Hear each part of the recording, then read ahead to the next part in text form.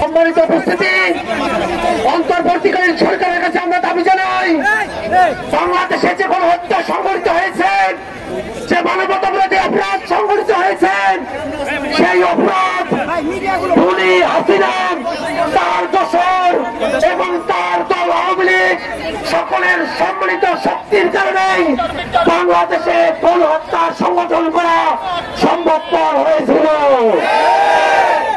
আমার বাংলাদেশের মানুষ সেই 5ই আগস্টে বাংলাদেশের রাজনীতি থেকে আওয়ামী লীগের বিষয়ে তাদের সিদ্ধান্ত জানিয়ে দিয়েছে।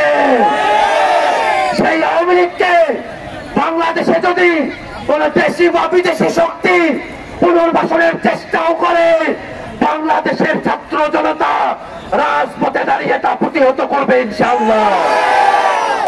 বাংলাদেশের মানুষ অন্তর্বর্তীকালীন সরকারের কাছে আহ্বান জানায়, জাতিসংঘের মানবাধিকার কমিশনের রিপোর্ট এসেছে, সেই রিপোর্টের পরেও এখনো পর্যন্ত খুনি আওয়ামী লীগ এবং তার দোসরদের বিচার কেন দৃশ্যমান হয়নি সে প্রশ্ন আমরা রাখতে চাই।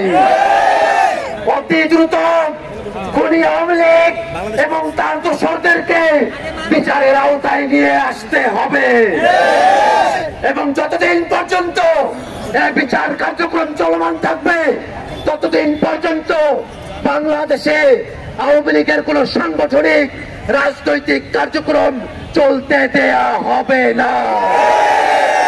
বাংলাদেশে আওয়ামী লীগের মার্কা, মতাদর্শ এবং এই নাম নিয়ে বাংলাদেশে ভবিষ্যতে আর কোন রাজনীতিকে আমরা প্রতিষ্ঠিত হতে দেব না।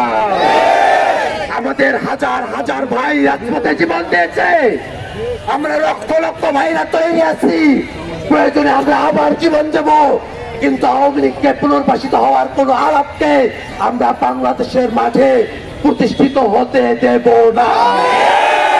সম্মানিত ভাইগণ আমার, আজকের এই বিক্ষোভ সমাবেশে জাতীয় নাগরিক পার্টি ঢাকা মহানগর শাখা কর্তৃক আয়োজিত আজকের এই বিক্ষোভ সমাবেশে বিভিন্ন থানা থেকে যেসব প্রতিনিধিরা অংশগ্রহণ করেছেন, সারা দেশের যেসব প্রতিনিধিগণ উপস্থিত হয়েছেন, সর্বস্তরের ছাত্র জনতা আপনারা যারা উপস্থিত হয়েছেন, সাংবাদিকরা যারা উপস্থিত হয়েছেন, তাদের সকলকে ধন্যবাদ জানিয়ে আমরা আমাদের কর্মসূচি এখনই সমাপ্ত ঘোষণা করছি।